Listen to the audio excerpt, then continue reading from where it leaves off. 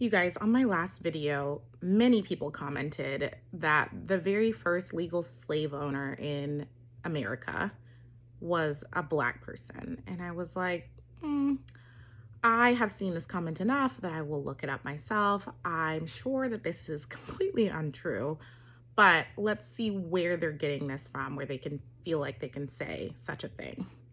You guys, I have breaking news from the year 1621. I feel like an idiot. If you already knew this, leave me alone. I'm doing my best. But apparently, I'm going to tell you a story. I'm literally shook. Anthony Johnson was a slave brought over from Africa. Okay, so what I did know that many people don't know is that Black people were not just, or Africans were not just stolen by Europeans and shipped over to America. They were sold by other Africans. I did know that. A lot of people don't know that. So this was not news to me. But he was sold and he was brought over as an indentured servant, and he was freed because he served his time. An indentured servant serves for a period of time to pay off a debt or to earn their freedom, and then they get to be free. And that was the model that was meant for the Africans in America. Hang with me because this gets crazy.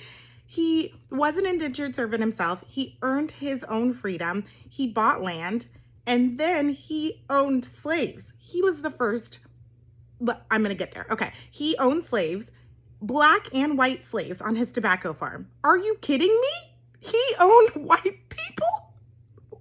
Okay. So he owns white people. And then there's this guy named John Casser. John Casser earns his freedom through indentured servitude because that's the model. And Anthony's like, no, actually, you're my slave for life. I know that nobody's ever heard of this, and this is not the typical model, but you will actually not be earning your freedom, and you will be my slave for life. So he goes to court, and he pleads his case, and he's like, you guys get back to me with a ruling on whether or not I can keep John forever, because I don't really want him to be let go. There are other reasons. There was a neighbor, whatever. It doesn't matter. He's like, he's going to be my slave for life. And the court rules in Anthony's favor and it's like, we love this for you. Keep him forever. So Anthony Johnson is the first legal slave owner. It's the first legal acknowledgement in English America that an African could be held as a slave for life. And he was owned by a Black man who owned other slaves who were both Black and white. And when they were writing our history books, they were like, we don't need to talk about that. Are you joking?